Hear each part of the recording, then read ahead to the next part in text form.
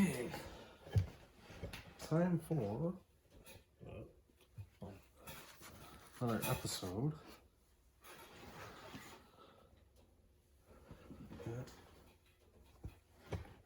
Our Vintage Car Magazine review. This is May 57 Custom Rodder, which happens to be issue number 1.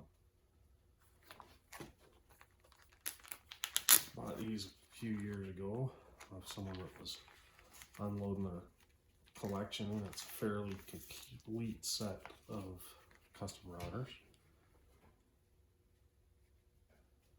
Oh, if you're gonna build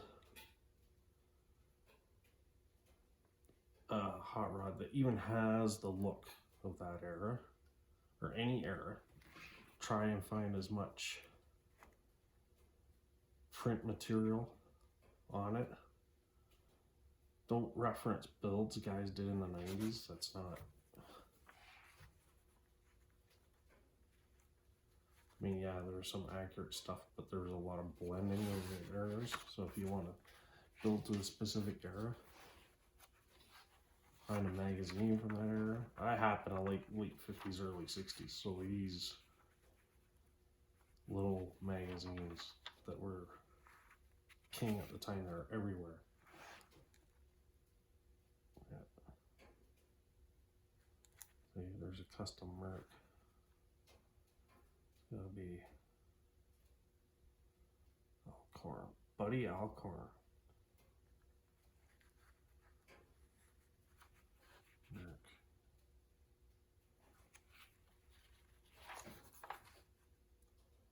Articles by George Barris. A lot of people try and crap on George, and they say this. They say, oh, he was just a publicity guy, he wasn't building the cars, yada, yada, yada. BS. Built the cars. He cared enough about it that he went on a trip to Europe to go visit coach builders and go take photos of their work, see what they were doing. Because at that time, that was the pinnacle of custom bodywork. And he brought that knowledge with him back. You know, he was doing it from the 30s, late 30s on. George was at it. Yeah, he was a PR guy. He was smart. We wouldn't have half of what the magazines and everything we have if it wasn't for George Barris. Just about every freaking title has something, especially mid to late 50s, has something that George Barris did, whether it was his photos for a tech article or a car feature. Yeah, he was involved in a lot of self-promotion. He ran a shop, wouldn't you be? But we wouldn't have half the material we have if it wasn't for him taking pictures and documenting it. Very few people documented this stuff. Anyway, yeah. So Buddy Alcorn Merc, very famous car. That's why we had these famous cars. George was taking pictures of them. And really good pictures.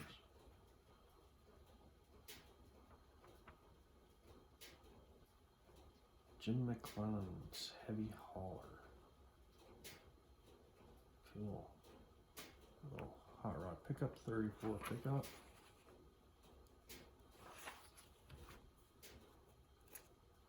When I was younger, I wanted a custom. And 34 pickup popped up with a either 265 or 283 with a power glide. Could have had it for probably about $1,500, and I turned my nose up at it. Still kick myself over that one. I was 19 at the time. That was 30 years ago. The Marquis and the Heavenly Hauler, pair of pace setters. So those two cars, top styling ideas you can use off these cars. So functional air scoop.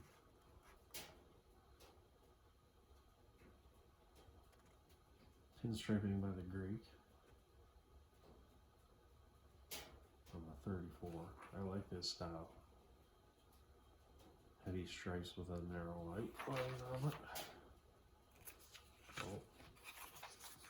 You can install fuel injection for only $80. The guy's still trying to do that. Meteor fuel injector replaces the original carburetor on any car's engine, but operates much more efficiently under all conditions. Huh, interesting. I've heard of these. I've never actually seen one. Meteor injector. I don't know. Seems odd. It's a little mechanical injector.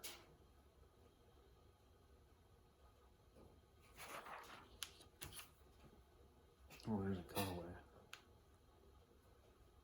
Throttle, air valve, idle fuel adjust. Basically a carb without a float bowl. Looks at it. So yeah, some kind of injector pump, nozzle arm, accelerator pedal, the nozzle.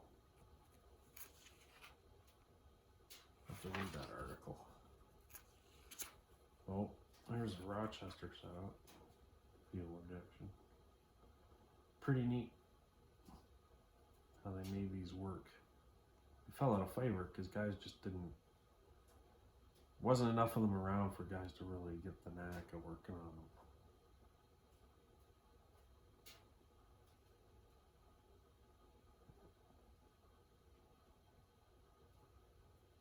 Quite the rig.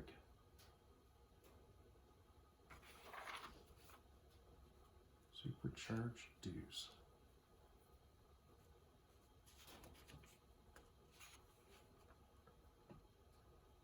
Running a nail head with a blower on it. Cool.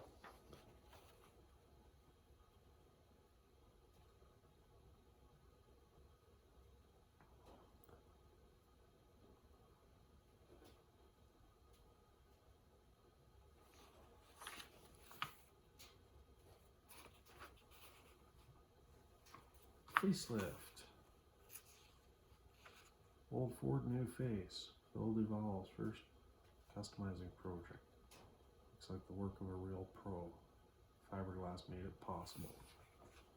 Ooh. Fiberglass filler.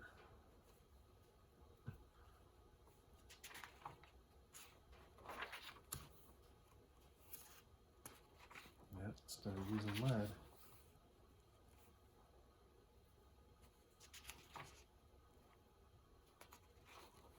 Troubleshoot your hot engine. Pretty decent tech articles. All things considered. There wasn't a lot of space, but good stuff in here. Dress up your dash for under $10. Basically paint it. Two-tone. Oh, putting vinyl on the top of it. That's cool. Nitro for the novice. Wow, look at that rig. Bobby Sharp's Oldsmobile powered dragster.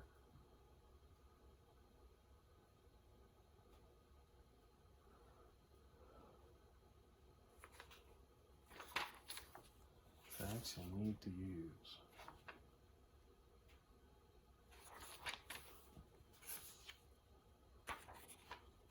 Best basic rod for under $300. I wish, but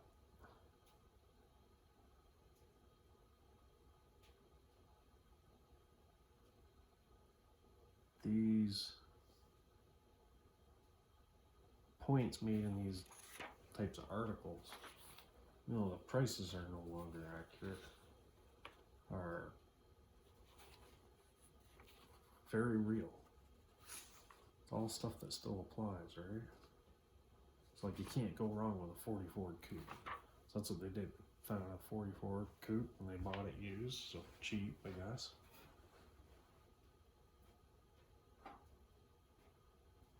Spent a couple $100 on the engine, freshen up. Quickie paint job was $60. New floor mat and seat covers for $20.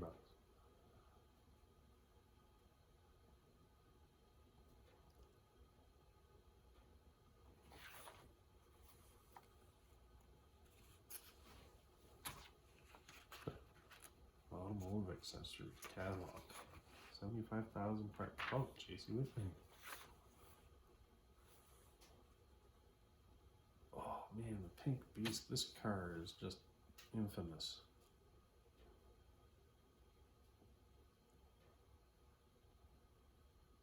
Got so much press.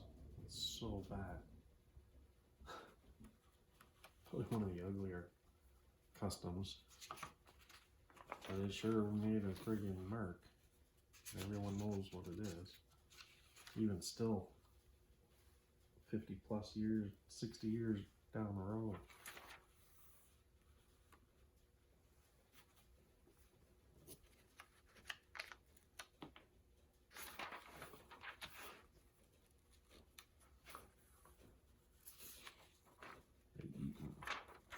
Custom router answers.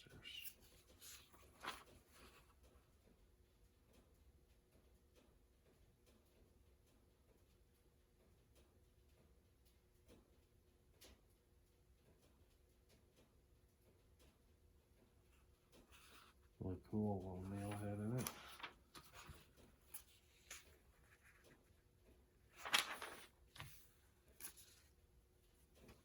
It's neat. I love the stuff. Holy gauze here. What is this here? Dash protector. Oh, just above the ashtray. Prevents unsightly cigarette burns. Costly crash pads. Those are dash pads.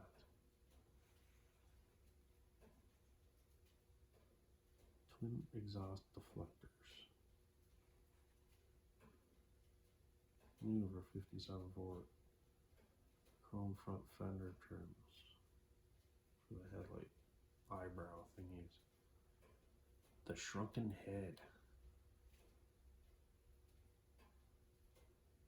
Porta walls. They're stick-on sidewalls, basically, or white walls for your tires, basically. Stick-on customizing panels for your upholstery. Yeah, don't see that working so well. Hot rod fenders, $10 each. It's exactly what I paid for the set of 4 cycle fenders I have. I'm gonna swap meet for $40.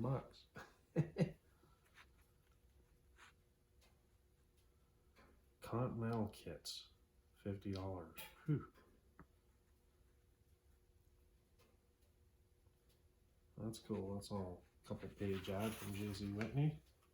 We will knock JC Whitney, man, but that company kept these car magazines afloat.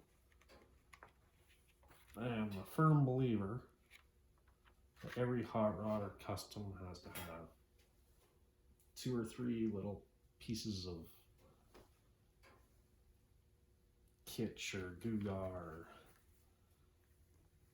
if you know what I'm saying, whether it's fuzzy dice, skull hanging from the mirror, big goofy shift knob of some kind. It's gotta have that little hook catch, you know, hula girl on the dash.